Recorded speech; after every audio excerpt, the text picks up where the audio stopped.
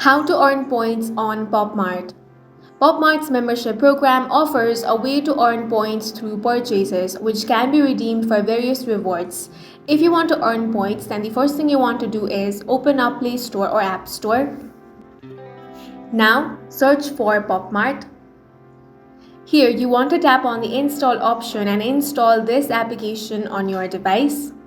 Once you have installed it, tap on open. Now tap on login.